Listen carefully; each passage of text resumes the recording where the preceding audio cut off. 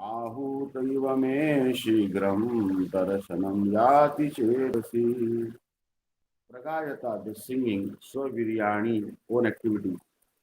Tirthapadaha, the Lord, whose lotus feet are the source of all virtues or holiness. Priyashravaha, pleasing to hear. Ahuta, called for. Eva, just like may to me. Shigram, very soon. Darshanam, sight. Yati appears with the sea on the seat of the heart. The Supreme Lord, Shri Krishna, whose glories and activities are pleasing to hear, at once appears on the seat of my heart as if called for as soon as I begin to chant his holy activities. The absolute personality of God, it is not different from his transcendental name, form, pastimes, and the sound vibrations thereof. As soon as the pure devotee engages himself in the pure devotional service of hearing, chanting, and remembering the name, fame, activities of the Lord, at once he becomes visible to the transcendental eyes of the pure devotee by reflecting himself on the mirror of the heart by spiritual television. Therefore, a pure devotee who is related with the Lord in loving transcendental service can experience the presence of the Lord at every moment. It is a natural psychology in every individual case that a person likes to hear and enjoy his personal glories enumerated by others. That is a natural instinct. And the Lord, being also an individual personality like others, is not an exception to this psychology. Because psychological characteristics visible in the individual soul are but reflections of the same psychology in the spiritual world, in the absolute Lord. The only difference is that the Lord is the greatest personality of all and absolute in all his affairs.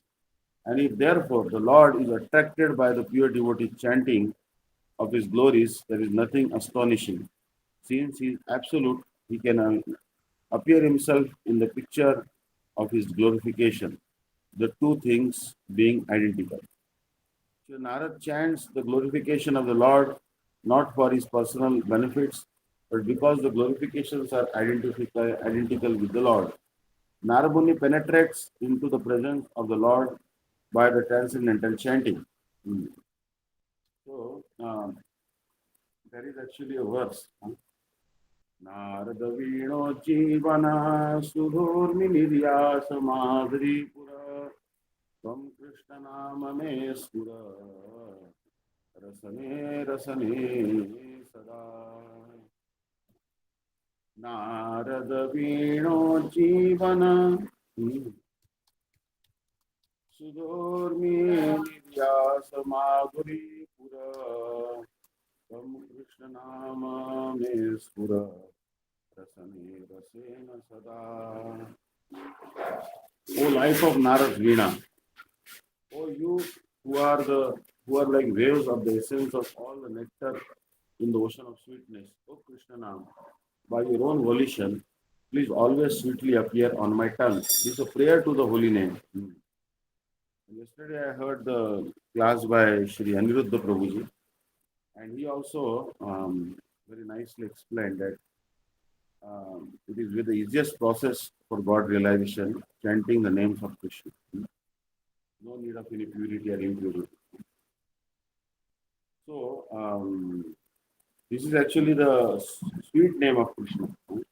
Narada Vino Jivana Sudhurmi Nirya Samadhuri Pura Tam Krishna Nama Spurame Rasena Rasena Sada.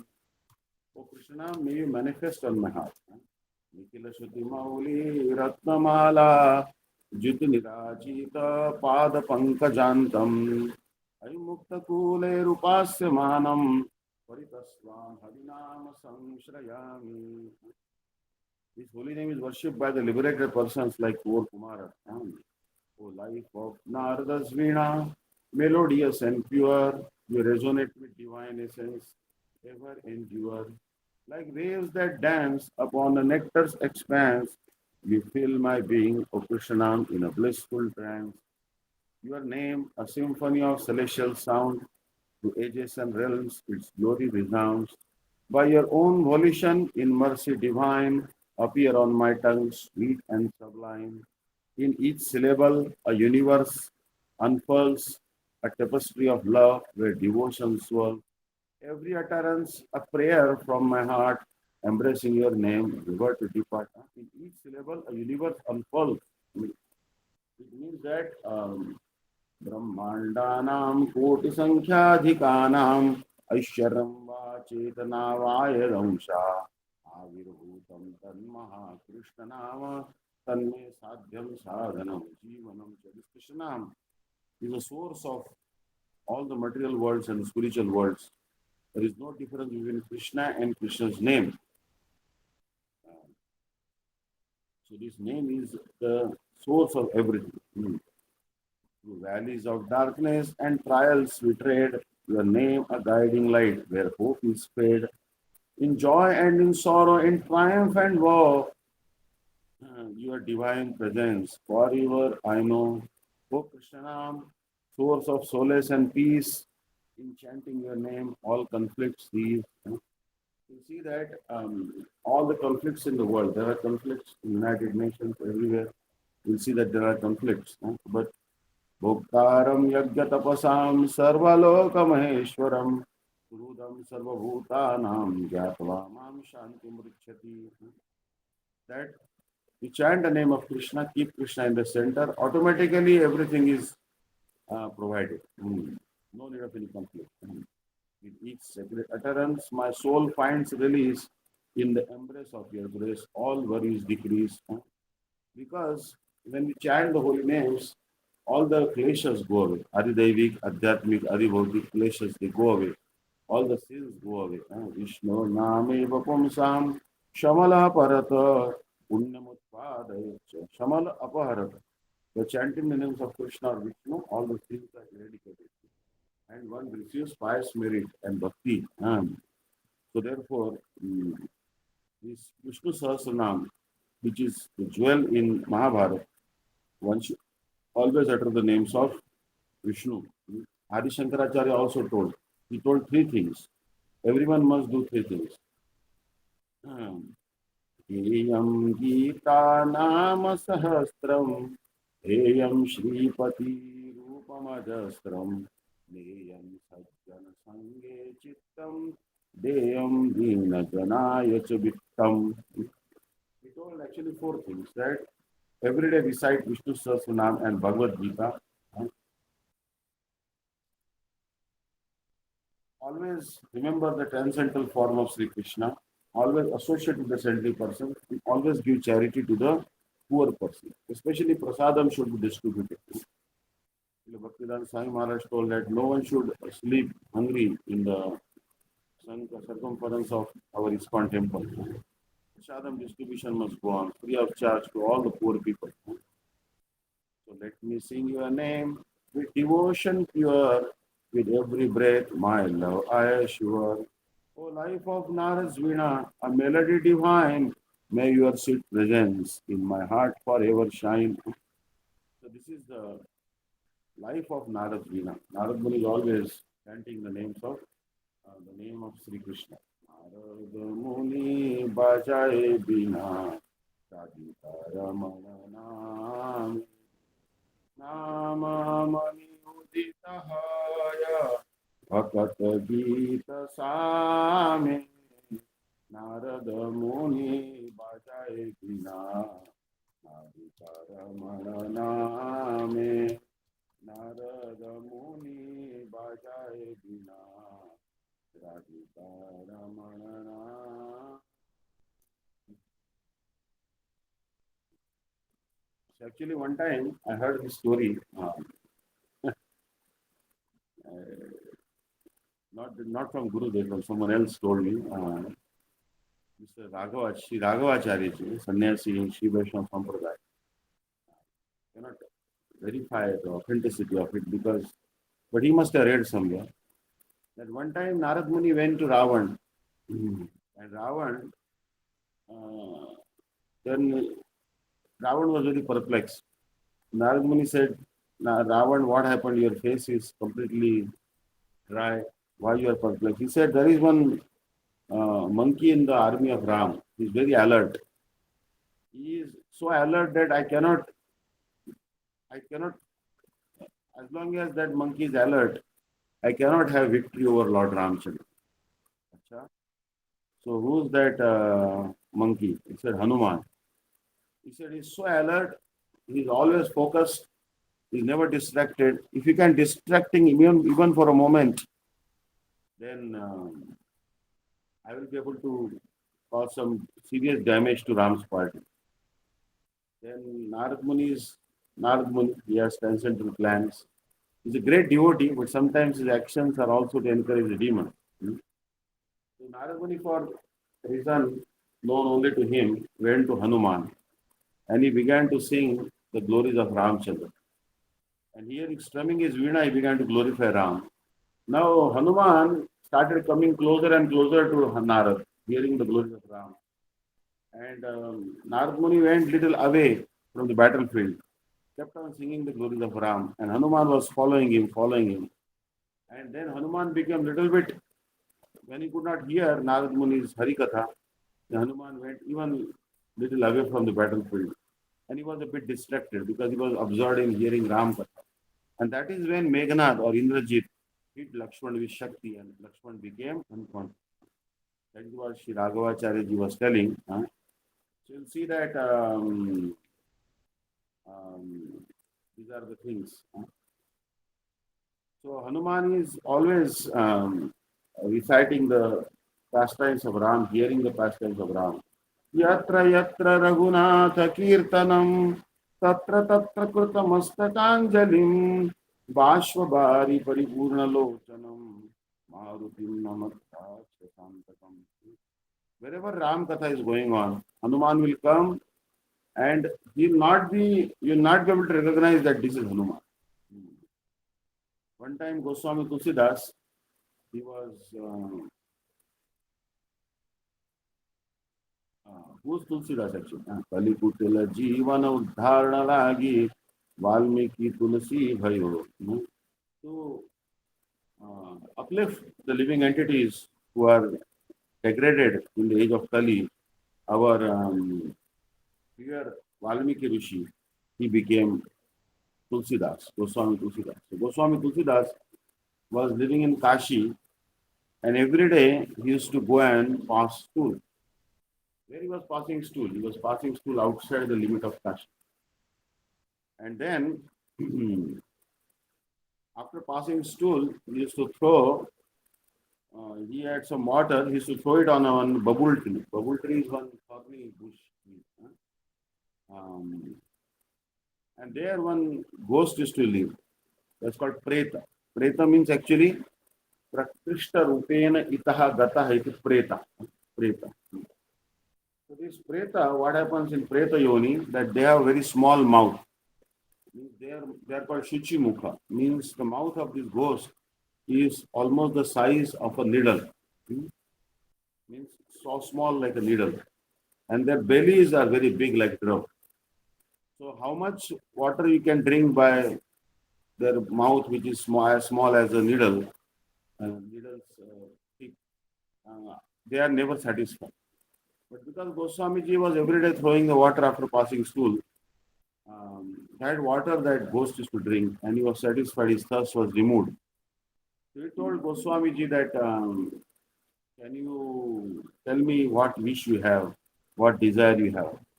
Now, someone like us would be there, then would say, oh, give me 1 crore or 2 crore or 5 crore rupees. But Goswami Tulsidas said, I had no desire.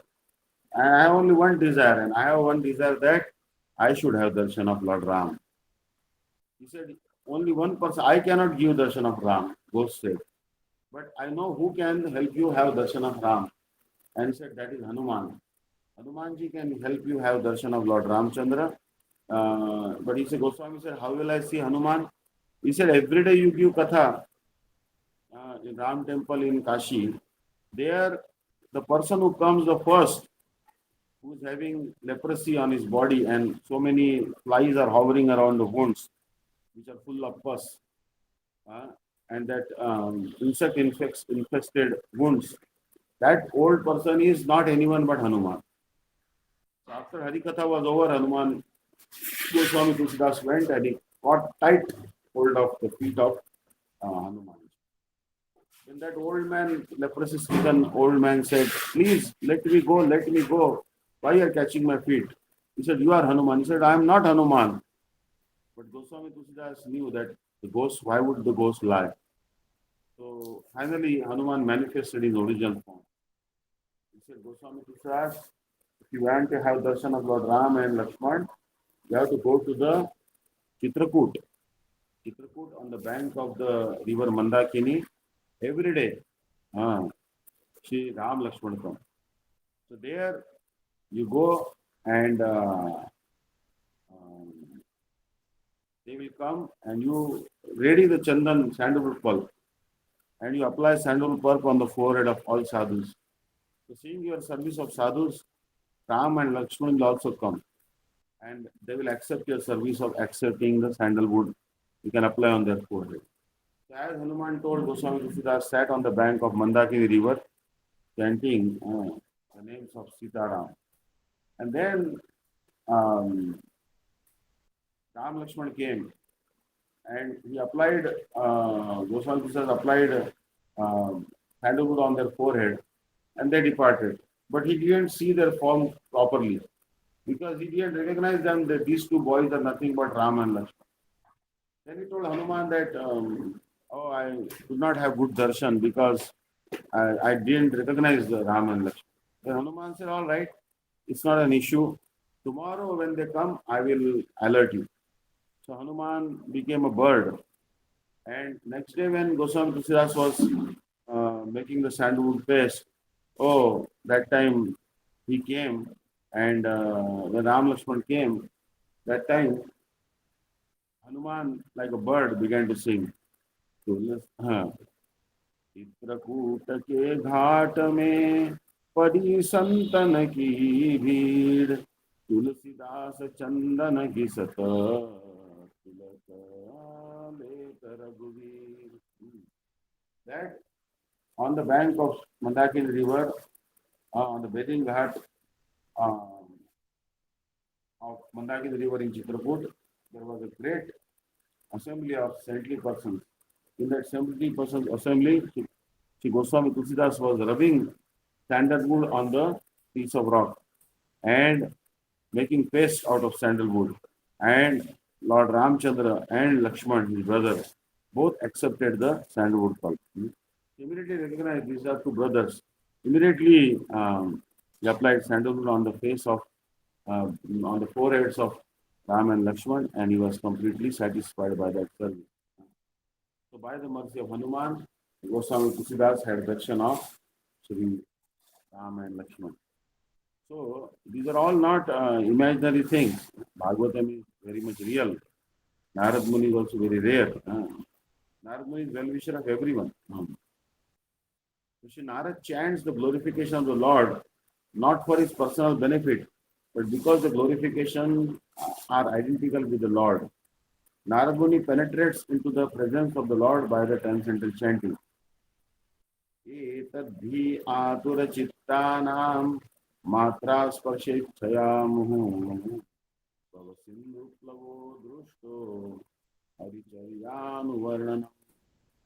This is certainly atura chittanam, of those whose minds are always full of cares and anxieties. Matra, objects of sense enjoyment. Sparsha, senses.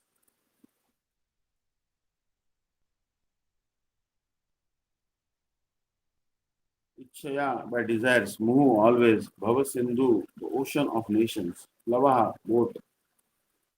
Drishtaha, experience. Haricharja, activities of Hari, the personality of Godhead. Anuvarananam, constant recitation.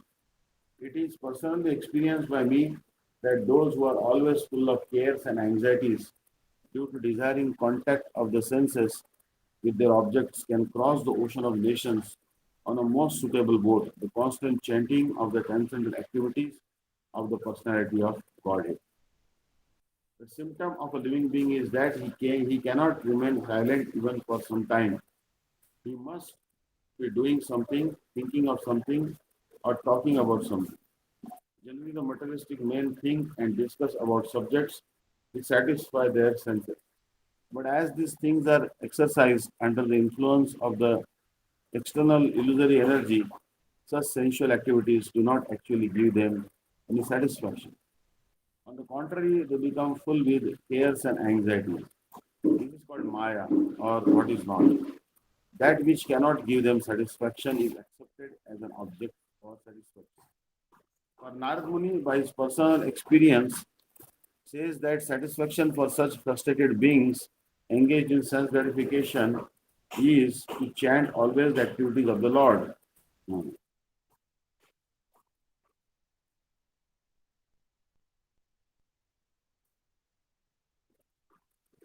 The point is that the subject matter only should be changed. No one can check the thinking activities of a living being, nor the feeling, willing, or working processes. But if one wants actual happiness, one must change the subject matter only. Instead of talking of the politics of a dying man, one might discuss the politics administered by the Lord Himself.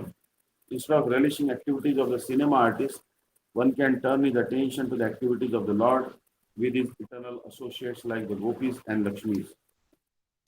Almighty personality of Godhead.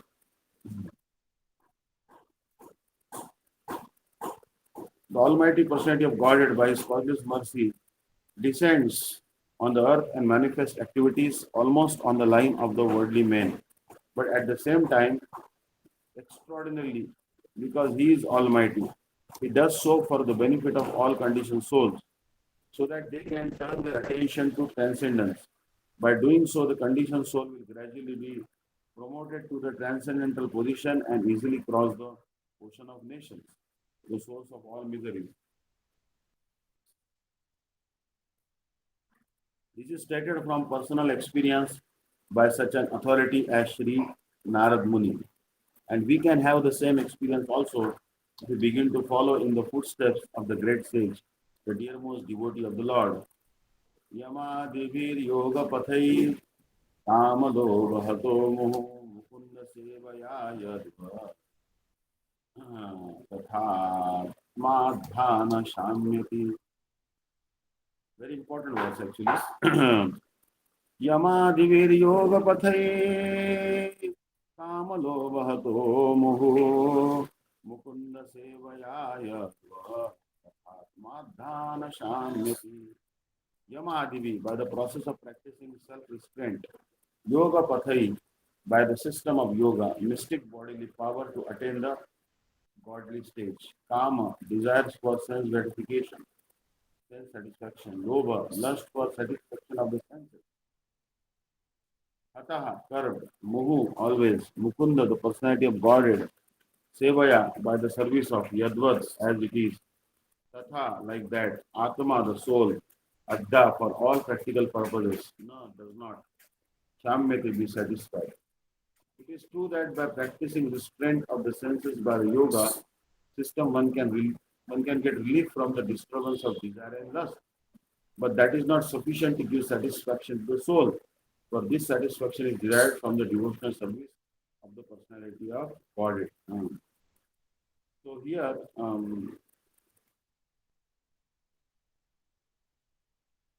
क्रियासक्तान् धिग् दिग् विकट तपसो धिक् च यमिना धिगस्तु ब्रह्माहं वदन परिफुल्लाञ्जनमतिं निमेतांशो चामो विषयरसमत्तां नरपशु न किंशाचिद्लेशोऽपि मिलितो गौरमधुना. So the followers of Karma Marga, Jnana Marga and Yoga Marga, they are not uh, very fortunate. Rather, we should follow Bhakti and try to have darshan of the lotus feet of Sri Krishna, Sri Chaitanya Mahaprabhu. So, Yoga aims at controlling the senses by practicing the mystic processes of bodily exercise in sitting, thinking, feeling, willing, concentrating, meditating, and at last being merged into transcendence. One can control the senses. The senses are considered like venomous serpents, and the yoga system is just to control them. On the other hand, Narad Muni recommends another method for controlling the senses in the transcendental loving service of Mukunda, the personality of Godhead. By his experience, he says that devotional service to the Lord is more effective and practical than the system of artificially controlling the senses.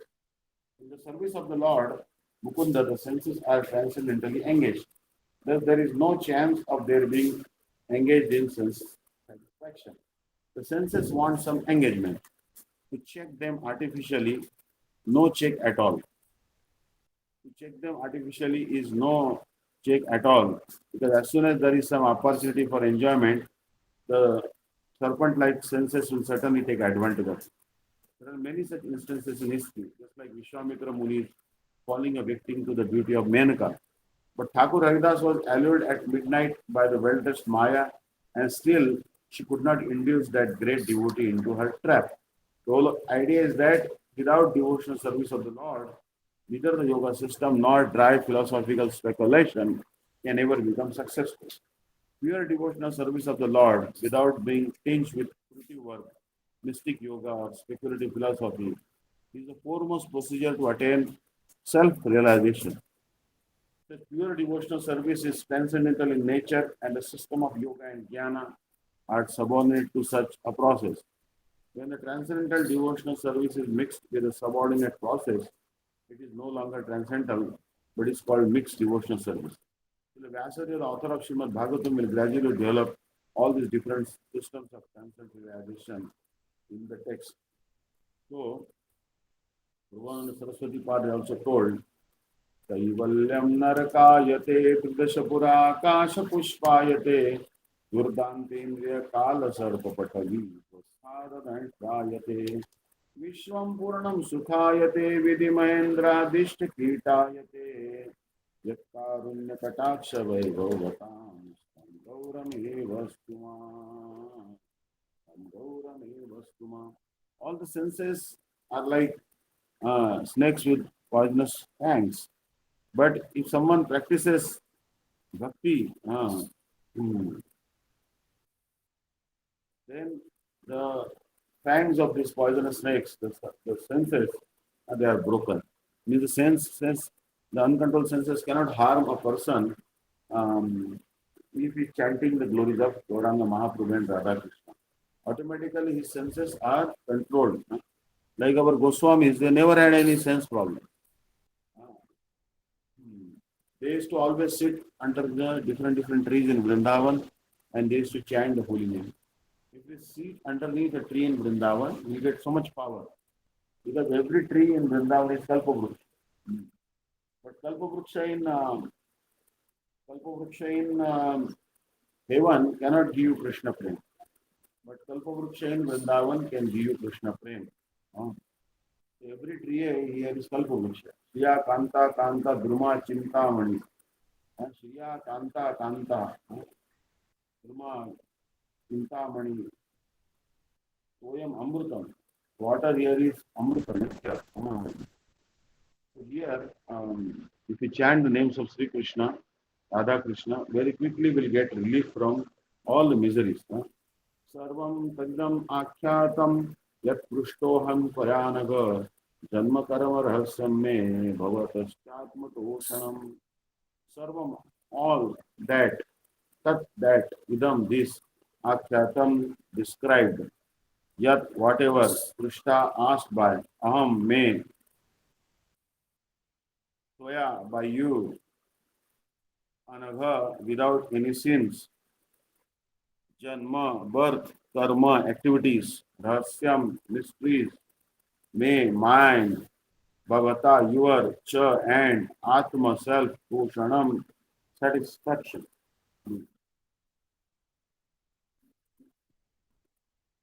Govind जय जय गोपाल जय जय Radha Ramai Govind.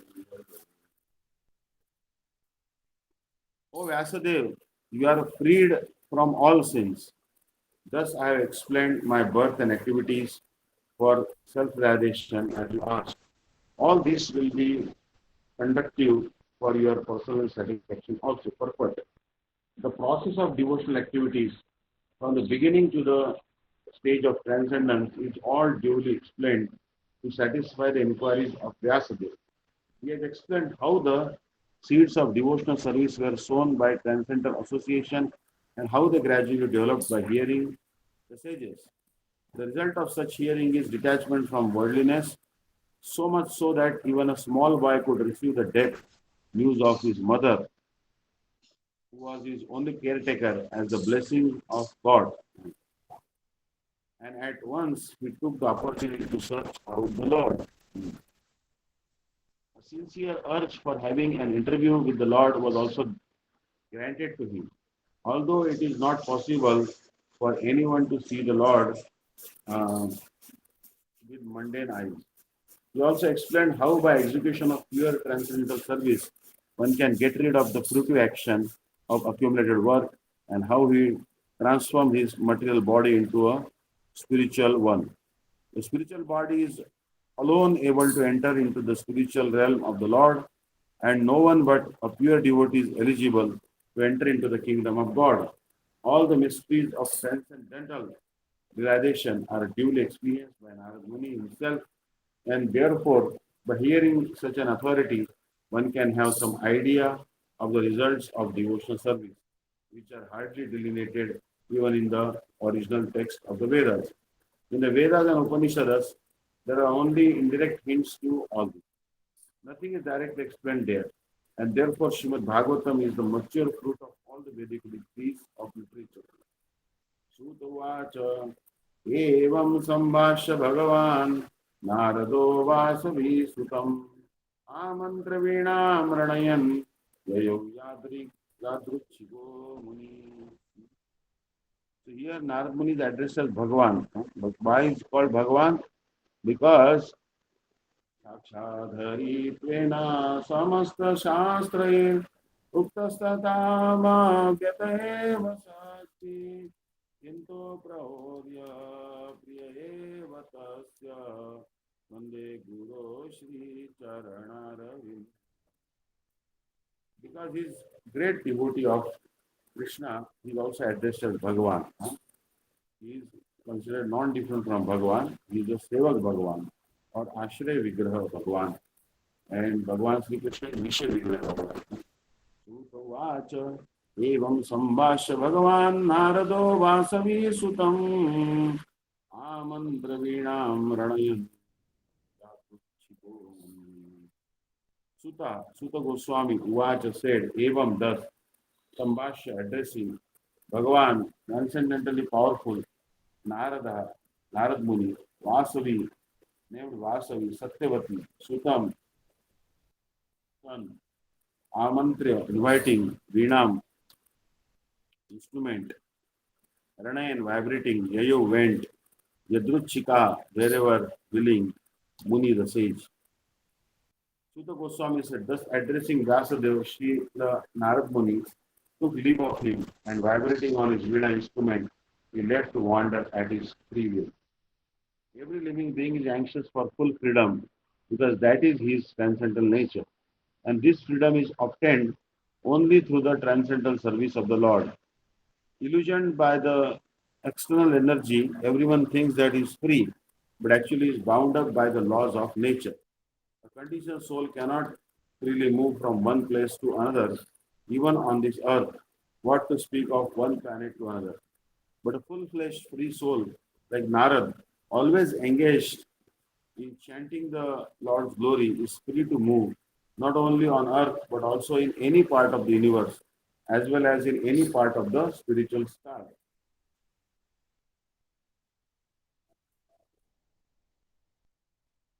We can just imagine the extent and unlimitedness of his freedom, which is as good as that of the Supreme Lord. There is no reason or obligation for his traveling, and no one can stop him from his free movement. Similarly, the transcendental system of devotional service is also free. It may or may not develop in a particular person even after he undergoes all the detailed formulas. Similarly, the association of the devotee is also free. One may be fortunate to have it or one may not have it even after thousands of endeavors. Therefore, in all spheres of devotional service, freedom is the main pivot. Without freedom, there is no execution of devotional service. The freedom is surrendered to the Lord does not mean that the devotee becomes dependent in every respect. To surrender to the Lord through the transparent medium of the spiritual master is to abstain, to attain complete freedom of life. Actually, we have to surrender to the Supreme Lord. If you surrender to the Supreme Lord, then actually that is the real freedom. Sharanagati. So, Sharanagati means doing activities which are favorable for the Lord uh, and avoiding activities which are unfavorable for our bhakti. Anukulyasya sankalpa pratikulya vivarjanam rakshishati vishvaso kukrupe varnam tatha atmanikshepakarpanyo shadvida sharanagati. We should surrender to the Lord, surrender to the pure devotee of the Lord. If we surrender to the pure devotee of the Lord, our spiritual master, then Krishna will be pleased. By satisfying the spiritual master, Krishna will be pleased. Yasya prasadat bhagavat prasad yasya prasadan nagati kutoki yayam stuvam stasya yasya sri sandhya vande guru shri charana. Ensnared by illusion, we think we are free, yet nature's laws bind us, restricting our glee. On earth, we are confined, our movements constrained, and traversing planets, such dreams remain restrained. But Narad, the liberated sage, roams free, chanting the Lord's glory with joyful glee. Not bound by earth's limits, he soars high through universe and spiritual sky. Imagine his freedom, vast and untamed, unfettered by reason, with no obligation claimed. No force can hinder his boundless flight, infinite freedom, radiant and bright.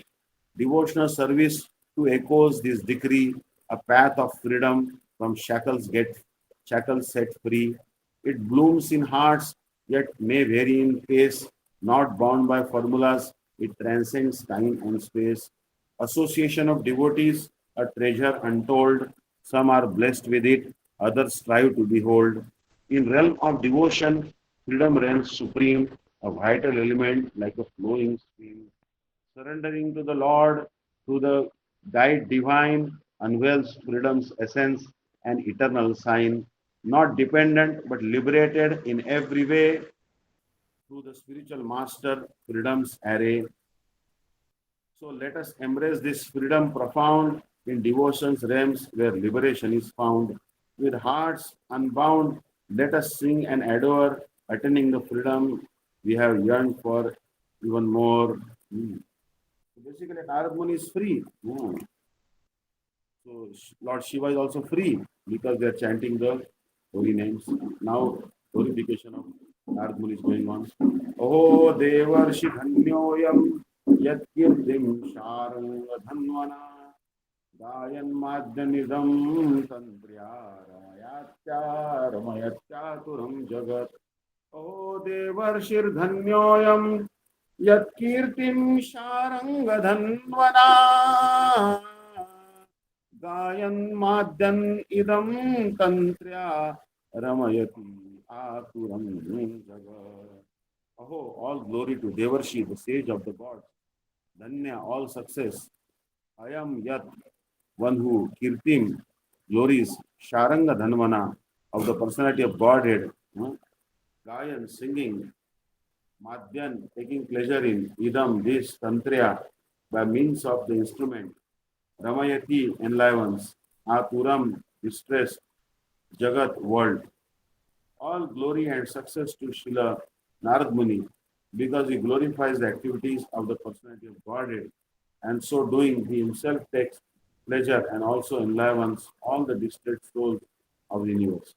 Sri Narad Muni plays on his instrument to glorify the transcendental activities of the Lord and to give relief to all miserable living entities of the universe. No one is happy here within the universe, and what is felt as happiness is Maya's illusion. The illusory energy of the Lord is so strong that even the hog who lives on filthy stool feels happy. No one can be truly happy within the material world. So Narad Muni, in order to enlighten the miserable inhabitants, wanders everywhere. His mission is to get them back home, back to Godhead. That is the mission of all genuine devotees of the Lord, following the footsteps of that great sage. Actually, in America also, you get up in the morning and you say, "Sir, how are you? How are you doing?" That is American way of asking, how are, howdy, or how are you doing? And then they say, "Oh, I'm just fine. Pretty good." And the reply is pretty good. I'm pretty good. There's nothing good about their life, understand? But still, they have a habit. They say pretty good. So hogs are also eating stool, but they are say, "I am happy. I'm happy. I'm getting my share of my food, and I'm happy. Nothing to worry about." Understand? So this is the material world. Everyone thinks that he's happy, but actually in this material world, no one is happy. Narad Muni, the celestial sage, so wise, plays his instrument, his melodies arise. He glorifies the Lord with each sacred note, bringing solace to all in their life's heavy load. In this vast universe where sorrow prevails, illusions grip titans like heavy chains and wells. What we perceive as happiness, a fleeting illusion, Maya's enticements, a deceptive infusion. Even the lowly hog, wallowing in filth and mire, finds contentment, a spark of false desire. But true happiness eludes every soul's quest. In this material realm, it cannot fully manifest. Narad Muni, the wanderer divine, seeks to enlighten, to make souls shine. His mission to guide them home to Godhead's embrace, to liberate from suffering to a higher plane of grace. Genuine devotees, in his footsteps they tread, spreading love and wisdom where darkness has spread. Their mission echoes Narada's sacred call to awaken souls to divine consciousness enthralled. In this eternal journey, they walk hand in hand, leading souls homeward to the transcendental land. For true happiness lies beyond material bounds, in union with the Lord, where eternal bliss resounds. This union means to become servant of the Lord, not to become one with the Lord, but rather become the servant of the Lord. So let us heed their call, embrace their noble way, chant the Lord's name, seek refuge and pray. With Narada's guidance, let our hearts be inspired to return home to Godhead, where our souls are revived. So basically, we are advised to follow in the footsteps of Sri Narad Muni. So thus end the Bhakti-Vedanta purpose of the first canto, sixth chapter of the Srimad Bhagavatam, entitled Conversation between Narad and Vyasa. The son of Drona Panish, Shaunaka Vacha, Nirgate Narade Suta, Nirgate Narade Suta, Bhagavan Padarayana Shutavanstat Abhipretam Tata Kim Akarot Vibhu.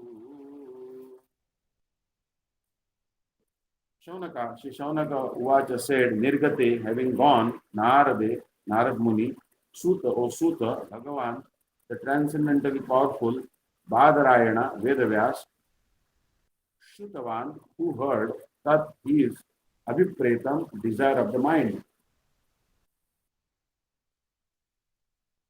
Tataha, thereafter, him what? A karot did he do the great. So here,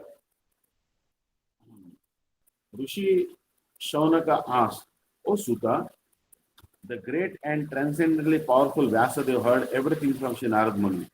So after Narada's departure, what did Vyasadeva do? This is the question. In this chapter, the clue for describing Srimad Bhagavatam is picked up as Maharaj Parikshit is miraculously saved in the womb of his mother.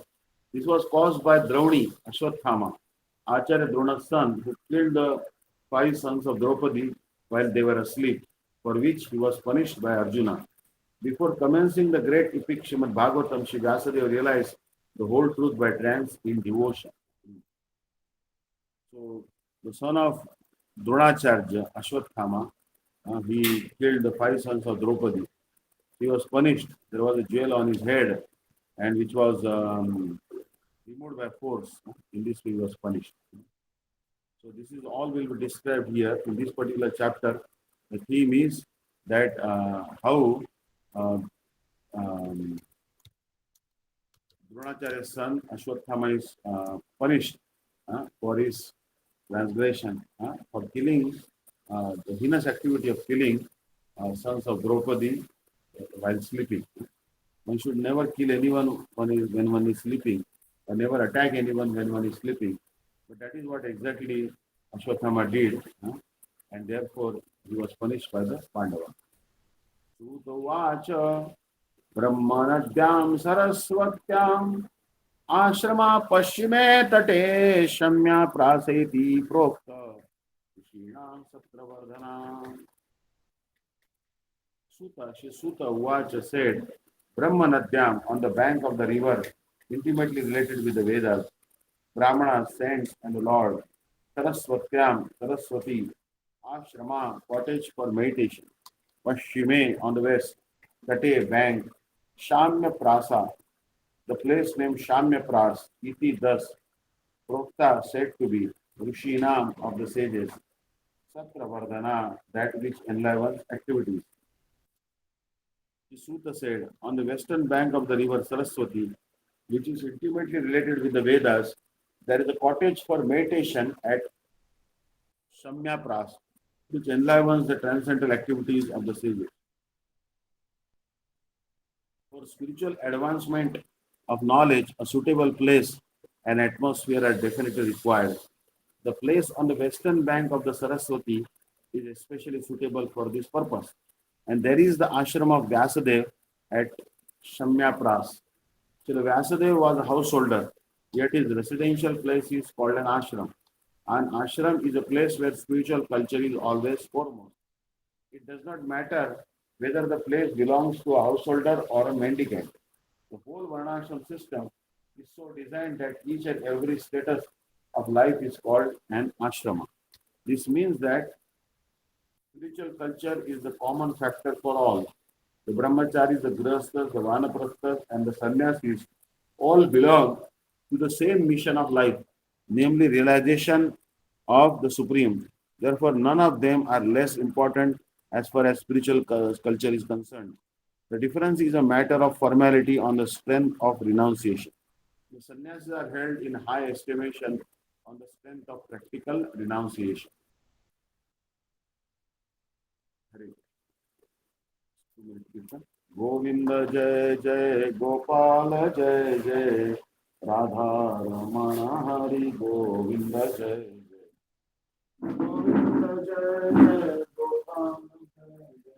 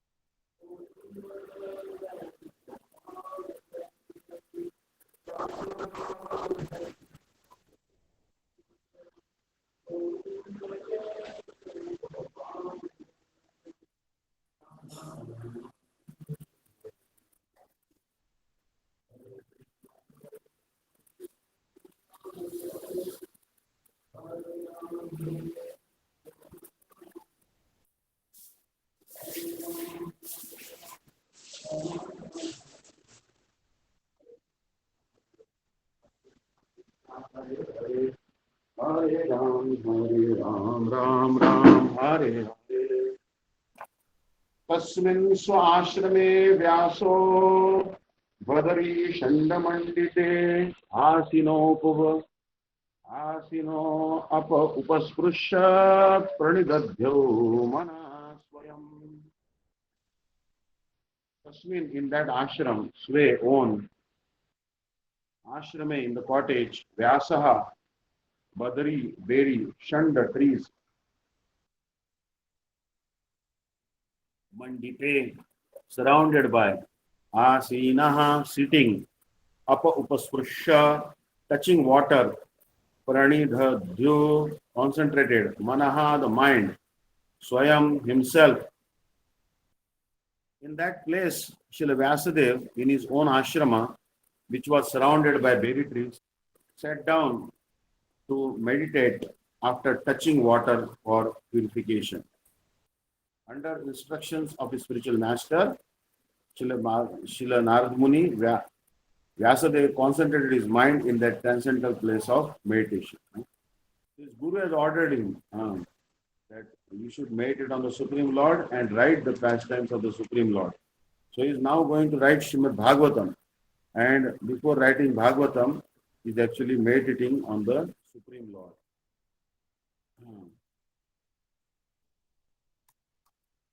Govinda Jai Jai Gopal Jai Jai Radha Ramana.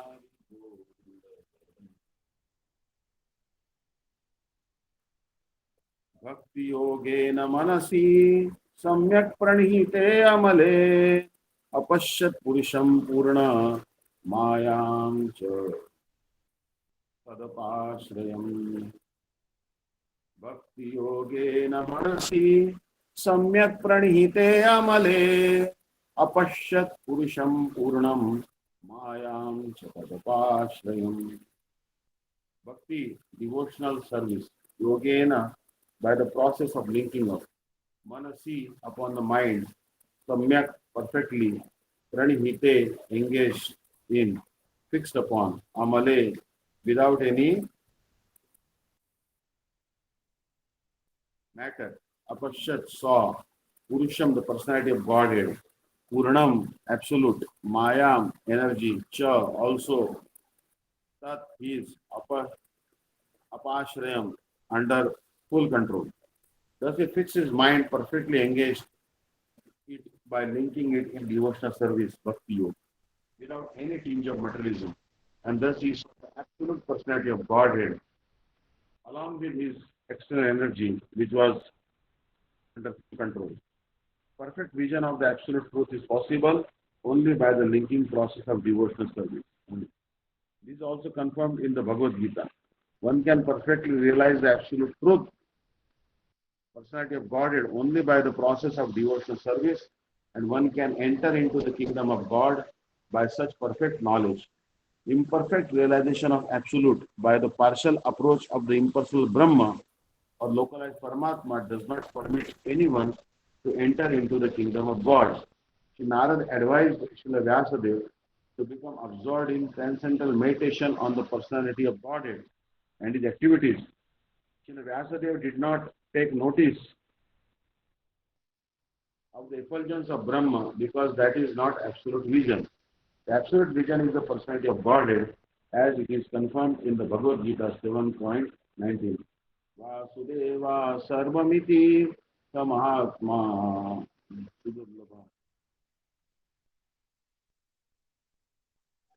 In the Upanishad also it is confirmed that Vasudeva, the personality of Godhead, is covered by the golden glowing Hiranmayana Patrina veil of impersonal Brahman. When that curtain is removed by the mercy of the Lord, the real face of the Absolute is seen. The Absolute is mentioned here as a Purusha or person. The absolute personality of Godhead is mentioned in so many Vedic literatures and in the Bhagavad Gita. The Purusha is confirmed as the eternal and original person. The absolute personality of Godhead is the perfect person. The Supreme Person has manifold energies, out of which the internal, external, and marginal energies are specifically important. The energy mentioned here is the external energy, as will be clear from the statements of our activity. The internal energy is there along with the absolute person, as the moonlight is there with the moon. The external energy is compared to the darkness because it keeps the living entities in the darkness of ignorance. The word apashrayam suggests that his energy of the Lord is under full control. The internal potency or superior energy is called Maya. It is also called Maya, but it is spiritual Maya or energy exhibited in the absolute realm. When one is under the shelter of this internal potency, the darkness of material ignorance is at once dissipated. And even those who are Atmaram or fixed in trance take shelter of this Maya or internal energy. Devotional service or Bhakti Yoga is a function of the internal energy. Thus, there is no place for the inferior energy or material energy, just as there is no place for darkness in the effulgence of spiritual light. Such internal energy is even superior to the spiritual bliss attainable in the conception of impersonal Brahma. It is stated in the Bhagavad Gita that the impersonal Brahman effulgence is also an emanation from the absolute personality of God, Sri Krishna. The Parama Purusha cannot be anyone except Sri Krishna himself, as will be explained in the later shlokas. यया सम्मोहितो जीव आत्मानं त्रिगुणात्मकं परोपि मनुते अनर्थं तत्कृतं चाभिपद्यते. Yaya, by whom? Sammohita, illusioned, Jiva, living entities. Atmanam, Atmanam, self, Triguna Atmakam, conditioned by the three modes of nature, or a product of matter. Paraha, transcendental. Api, in spite of. Manute, takes it for granted.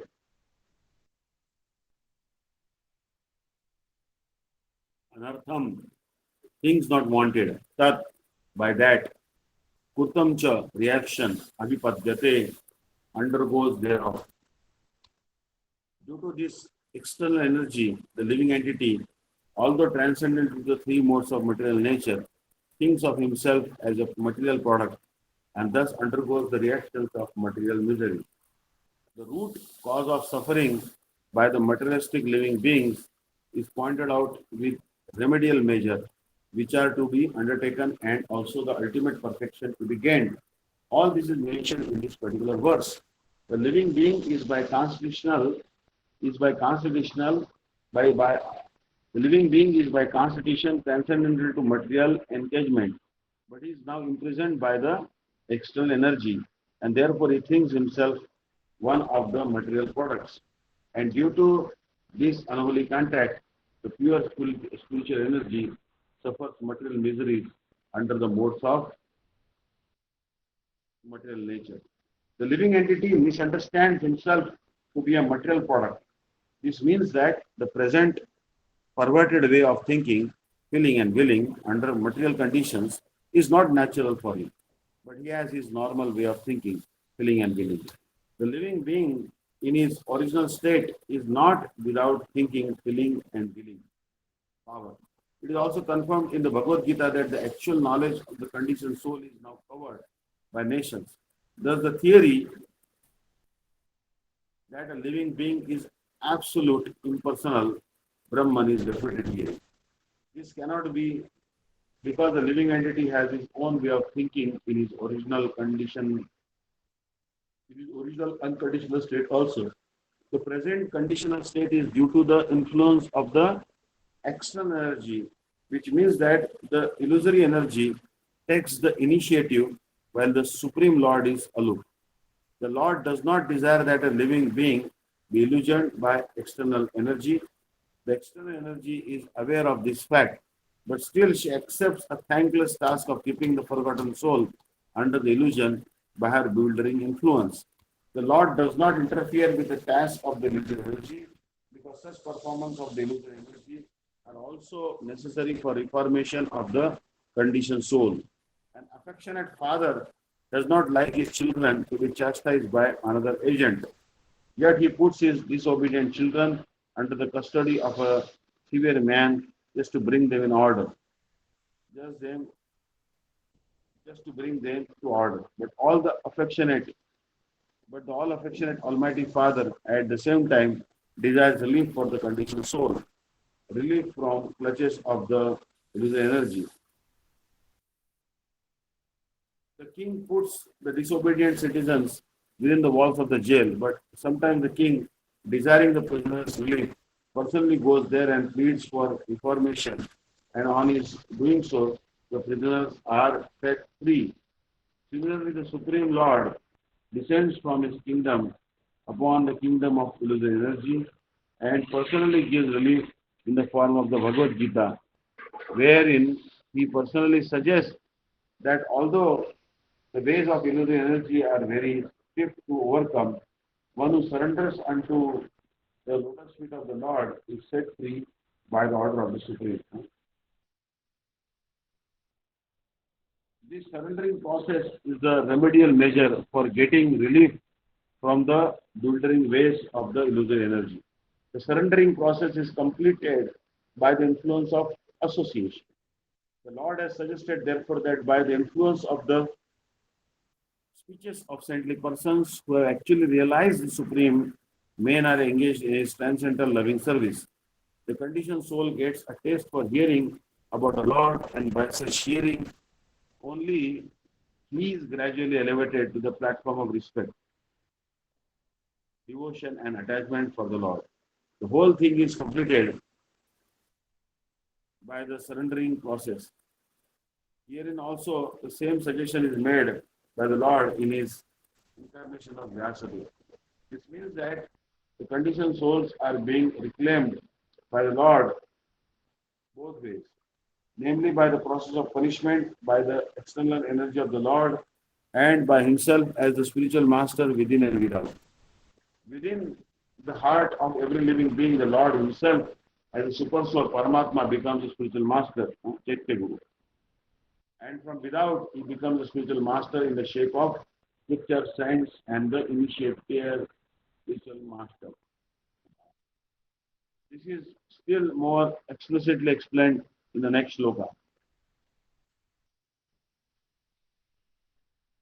Personal superintendence of illusory energy is confirmed in the Vedas, the Kena Upanishad, in relation to the demigods controlling power. Herein also it is clearly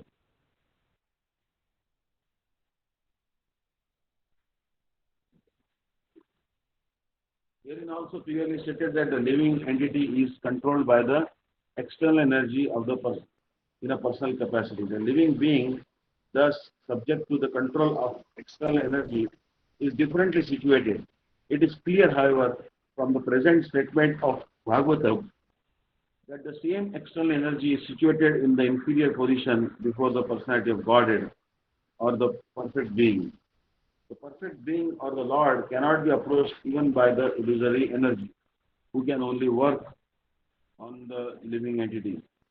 Therefore, it is sheer imagination that the Supreme Lord is illusioned by the illusory energy and thus becomes a living being. If the living being and the Lord were in the same category, then it would have been quite possible for Vyasadeva to see it, and there would have been no question of material distress on the part of the illusioned being, for the Supreme Being is fully cognizant.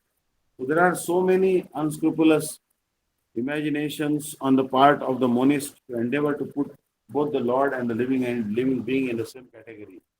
Had the Lord and the living beings being the same, then Sri Shukdev Goswami would not have taken the trouble to describe the transcendental pastimes of the Lord, for they would be manifestations of illusory energy.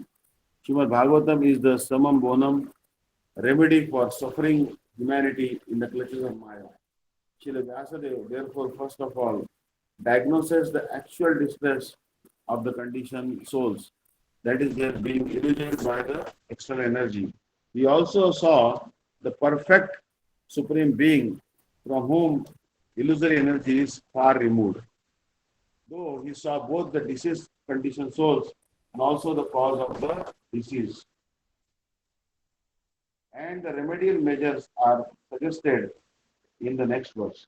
Both the Supreme Personality of Godhead and the living beings are undoubtedly qualitatively one. But the Lord is the controller of the living energy, whereas the living entity is controlled by the illusory energy. Thus the Lord and the living beings are simultaneously one and different. Another point is distinct herein that eternal relation between the Lord and the living being is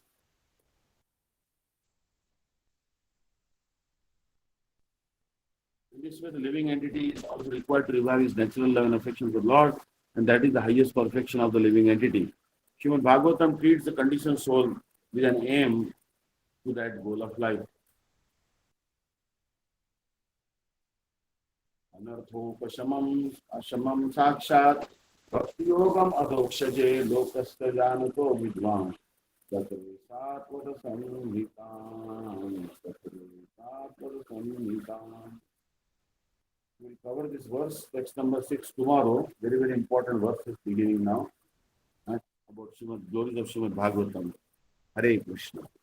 Panchakalpatarubhasya kripa sindhu devacha pradhanam pavane pyo vaishnave pyo namaha.